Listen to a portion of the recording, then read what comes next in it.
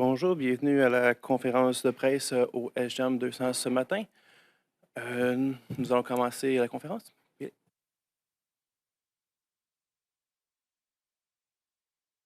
So we're here today because we all have shared nonpartisan interests to protect biodiversity, to prevent environmental destruction, and to ensure that future generations, my generation, can live and can thrive.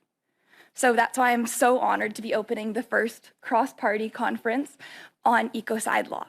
So ecocide refers to mass damage and destruction of nature. The Stop Ecocide movement is a global movement that advocates to make it an international crime at the International Criminal Court. We believe that there should be a legal guardrail against the worst crimes committed against the environment. So this global movement has been growing rapidly for the past couple years. And in Canada, we have really strong grassroots backing, especially driven by youth. So this summer, we launched an open letter from Canadian youth to you, the Canadian government, asking for support of an ecocide law. And we already have hundreds of signatures from youth across the country, from coast to coast. I'd like to read a few of their quotes that explain why exactly they signed on, why this is important to them. So Amy from Manitoba said, "My livelihood, knowledge, and sense of self comes from my connection to the land. Without it, there is no future for me." Un jeune du Québec a dit, "Je trouve qu'il faut agir rapidement pour l'avenir de notre planète." A high school student from Ontario told us, "Canada could make a big difference. We need to act like it." So today, I ask MPs from across major parties to hear your hundreds of youth constituents, to hear our call for support of an international law against ecocide. We, the youth, the generations most impacted, are leading, and we want our government to join us. Here with me are MPs Elizabeth May, Alexandre Boulerice, and MP Atwin is zooming in from her constituency in Fredericton. Unfortunately, MP Rob Morrison was planning to be here but could not make it. So with that, I'll open the floor to Jenica Atwin to provide some short remarks. Thank you so much for being here.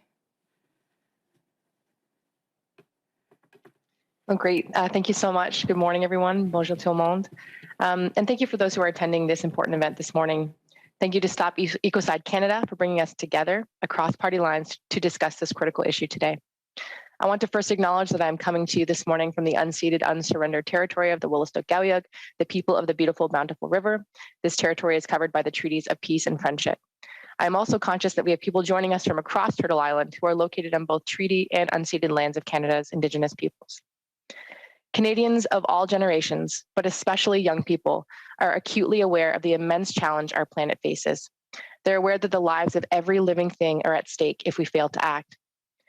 Just last week, on October 25th, UN Secretary General stated that the climate crisis is killing us, that it is undermining not just the health of our planet, but the health of people everywhere, through toxic air pollution, diminishing food security, higher risks of infectious disease outbreaks, record extreme heat, drought, floods, and more. We are all complicit in the continued ecocide as long as governments across the globe fail to step up and make the profound changes required to address the disaster that is already taking place.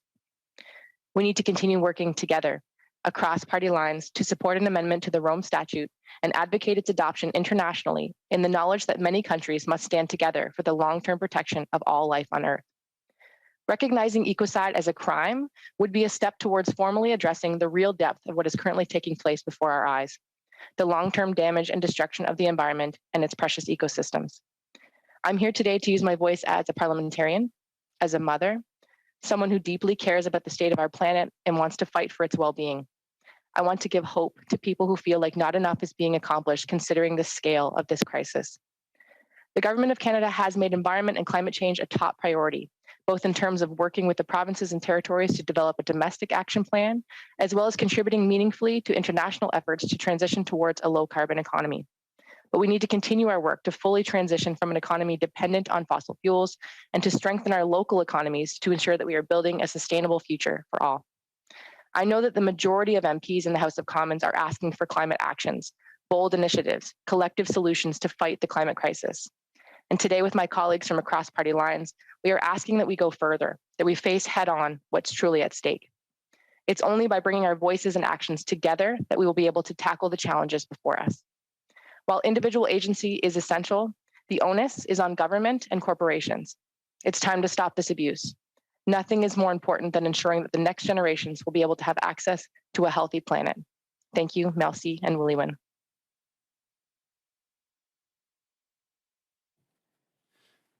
Thank you, Amélie. Je suis extrêmement fier et heureux d'être avec vous aujourd'hui. Merci, Amélie, pour l'invitation. Tout le mouvement que vous faites et la jeunesse en général au Canada sur les questions environnementales est inspirante et nous pousse à faire mieux puis à faire davantage. On est face à une immense crise climatique et environnementale et on doit en faire plus et on doit en faire mieux. Je suis d'accord avec Mme Atwin qui vient de le spécifier. On parle beaucoup des changements climatiques et tous les effets, les impacts que cela a, notamment en termes de sécheresse, d'inondations, de feux de forêt, des impacts humains, environnementaux, écologiques, économiques.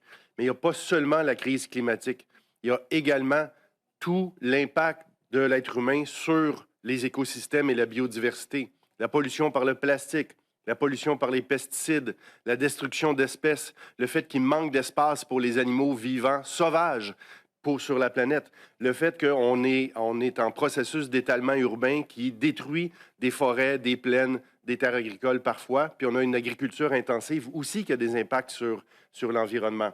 Et ce qu'on s'aperçoit, c'est que les outils légaux et juridiques que nous avons en ce moment sont insuffisants. Pour être capable d'en faire plus, il faut être capable d'innover, d'aller ailleurs, d'aller dans des endroits où on n'a jamais été encore. J'ai malheureusement en tête l'exemple de l'environnement jeunesse qui s'est vu refuser sa plainte par les tribunaux parce que le principe d'un crime environnemental envers les générations futures n'existe pas dans nos lois actuelles. Et si on a une initiative sur le plan international pour reconnaître l'écocide comme étant un crime qui peut être poursuivi et jugé par la Cour pénale internationale, ça va être un immense progrès. Et parallèlement à ça, je pense aussi qu'on doit travailler sur donner des droits à la nature. Et je pense qu'il y a une manière de travailler de manière conjointe avec les deux. J'ai déposé un projet de loi à la Chambre des communes pour donner un statut juridique au fleuve Saint-Laurent. Ça fait partie de ces mouvements-là qu'on travaille ensemble pour être capable d'améliorer le sort des générations futures et avoir un environnement sain pour tout le monde. Merci. Thank you. It's a join you today, and I want to salute the youth across Canada who have joined the fight to recognize ecocide as a crime. If you throw a brick through a plate glass window of your local Starbucks, it's a crime. If you clear-cut the last old-growth forest and wipe out a species, it's okay. It adds to the GDP as long as you have a provincial permit. Dans le monde et dans le travail des Verts mondial, nous sommes les premières pour l'appui pour le crime d'écocide d'être mis sur pied dans les cours internationales criminelles. We are united in this across party lines today. It is an uphill struggle to get the crime of ecocide recognized internationally.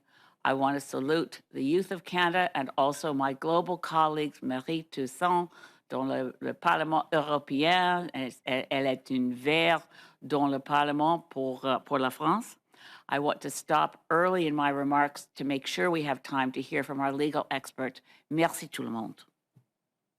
And Darryl Robinson, go ahead whenever you're ready. Thank you. I'll just take 1 minute. My name is Darryl Robinson. I'm a professor at Queen's University, and I've been helping to craft the definition of the crime. Importantly, we're not suggesting that criminal law is a magic bullet to the environmental crises that we face, but criminal law can play a valuable role. Criminal law reflects our values and it shapes our values. And currently, massive environmental harm is generally treated as a regulatory offense where you can pay the fine and continue doing business as usual. And as other speakers have noted, we know that the humans race, we are destroying our home in a rapid way. And this is recognized by experts and by the global public as one of the greatest threats to the globe. So creating a crime of ecocide is a signal that massive irresponsible harms are not just a regulatory matter. And that's how, if we can change perspectives, so we recognize it as one of the most serious crimes, that's a way that criminal law can contribute and be one of the components of the necessary changes. Thank you. Thank you so much. And I think we'll open up to questions now if anybody has any. We'll now start the question period. One question and one follow-up. I will say to people online, use your raise hand function. We'll start with Morgan Sharp from National Observer. Hello, thanks for hosting this. I would just be interested to know kind of what happens now if by having a cross-party conference like this, it means that these parties are all on board.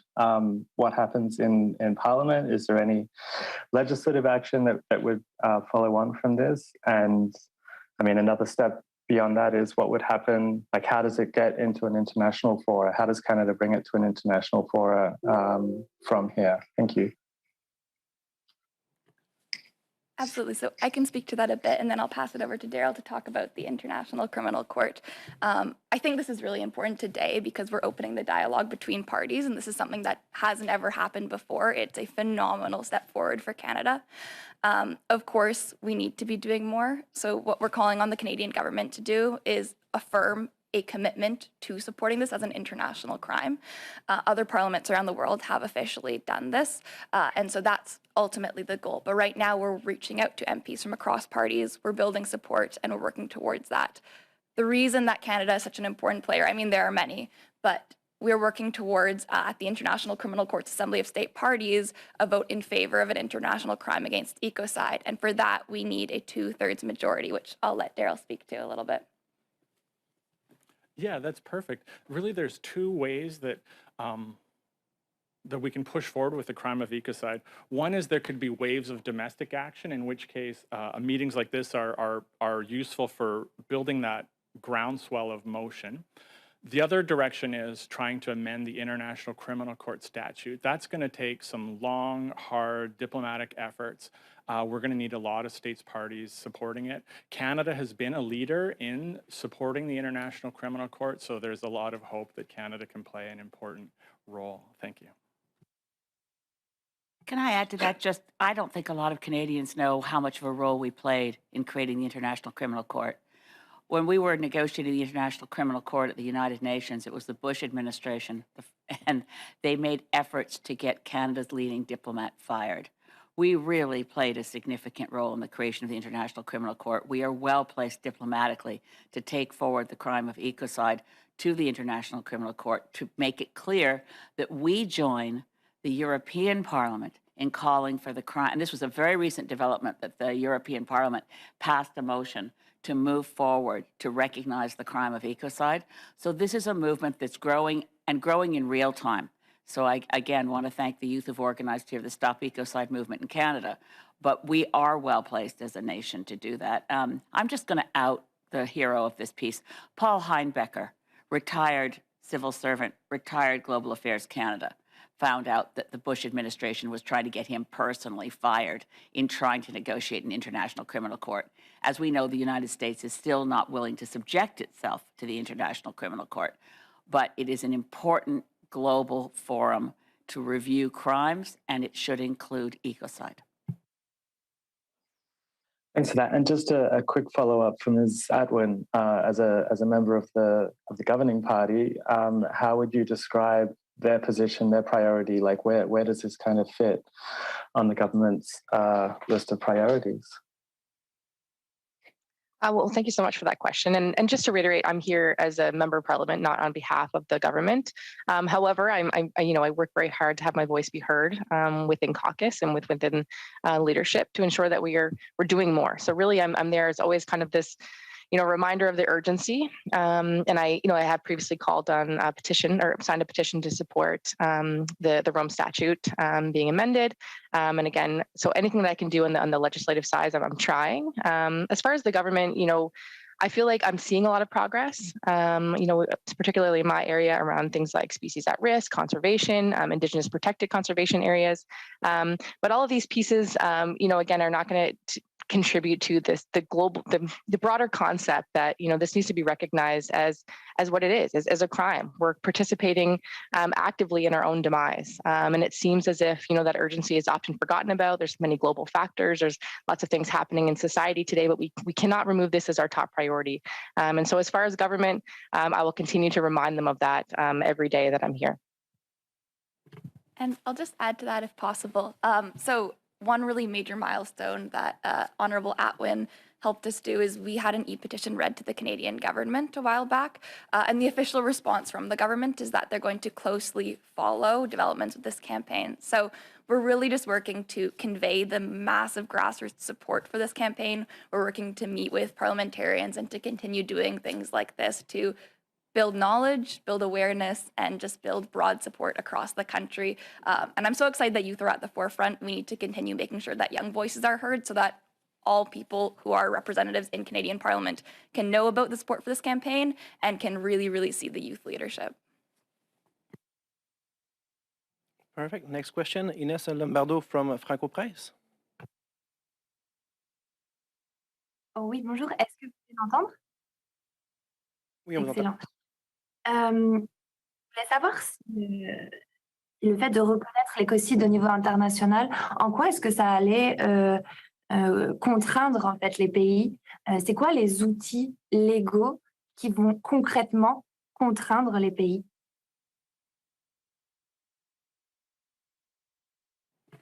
Absolutely. So Darryl, would you like to kick us off with that one? Sure. And I apologize that I'll answer what I think is the question. Yeah, by making it a matter of criminal law, it will apply to individuals, whether they're an individual in a business or a government or wherever. Individuals making seriously irresponsible environmental decisions that have massive harms. The crime could be enforced by the International Criminal Court if it goes there. The International Criminal Court, however, is quite small, so that would just be one forum.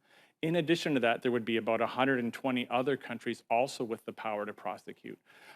I would add on top of it, it's not only about prosecution and deterrence, it's also about sending a message about what we value and sending a message about how seriously we take environmental harm. I hope that's okay. You can come back if I haven't answered. Amélie, si je peux ajouter, Oui. Je pense que ça envoie un message qui est très fort aussi parce que les grandes compagnies, les individus qui les dirigent sont extrêmement préoccupés par l'image corporatiste qu'ils ont auprès de la société, dans leur communauté. Le fait qu'il y ait des conséquences graves à la destruction d'un écosystème, d'une partie de l'environnement, et la possibilité qu'il non seulement puisse se faire poursuivre à un niveau régional, national, mais international. Imaginez un peu l'impact sur la réputation d'une entreprise ou d'un individu s'il pouvait être amené à la Cour pénale internationale. C'est extrêmement grave. Et juste du point de vue de l'image, c'est lourd de conséquences avant même qu'on ait eu un procès, puis peut-être des sanctions, puis des amendes. Alors, je pense que les gens vont y réfléchir à deux fois. Généralement, les entreprises sont des acteurs rationnels. Ils vont peser le pour et le contre d'une prise de décision. Et là, ça va peser lourd dans la balance.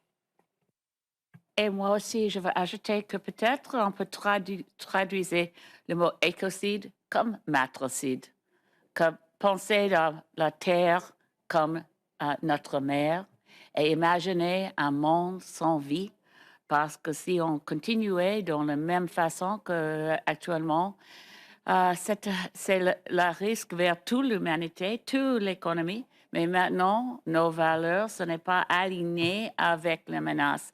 Et c'est une signe, c'est une voie, c'est une tendance différente quand on avoir le crime d'écocide au niveau international. Merci beaucoup. J'ai une deuxième question. Je vois qu'il n'y a pas de parlementaires conservateurs autour de la table. Est-ce que les discussions ont été engagées avec le Parti conservateur également? Yep, so thank you so much for the question. I'll respond in English. I may use a little bit of French as I respond.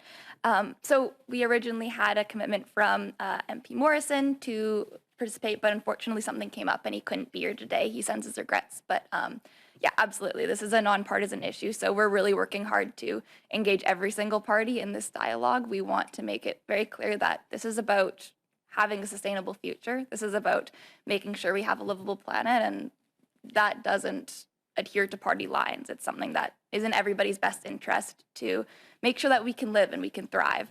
And there's this quote from someone who signed our petition. When they signed, they said, "I am a 15-year-old, and the only true fear I have is the death of our Mother Earth."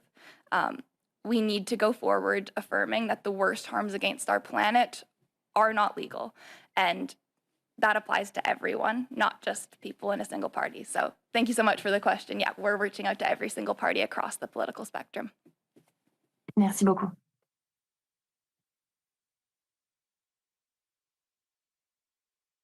Is there any more question online? No, so that's conclude the press conference. Thank you. Merci tout le monde. Thanks, everyone.